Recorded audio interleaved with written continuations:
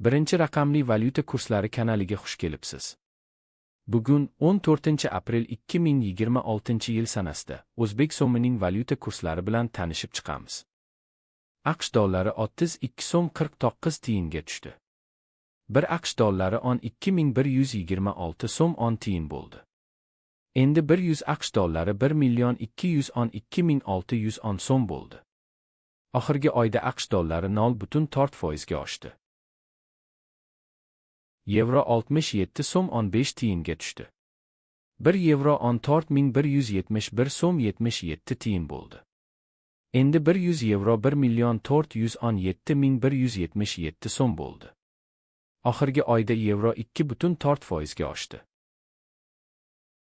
Rossiya rubli 1 so'm 23 tiyinga oshdi. 1 Rossiya rubli 159 so'm 11 tiyin bo'ldi. Endi 1000 Rossiya rubli 159.110 so'm bo'ldi. Oxirgi oyda Rossiya rubli 5.8% ga oshdi. Xitoy yuani 5 so'm 33 tiyinga tushdi.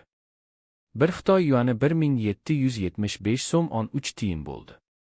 Endi 1000 Xitoy yuani 1.775.160 so'm bo'ldi. Oxirgi oyda Xitoy yuani 1.3% ga oshdi.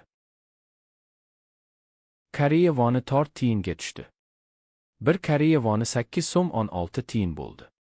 Endi 1000 Koreya voni 8160 so'm bo'ldi. Oxirgi oyda Koreya voni 1.0% ga oshdi. AQSh dollarining Rossiya rubliga nisbatan kursi 80 kopeykaga tushdi. 1 AQSh dollari 76 Rossiya rubli 21 kopeyka bo'ldi. Endi 100 AQSh dollari 7621 Rossiya rubli 21 kopeyka bo'ldi.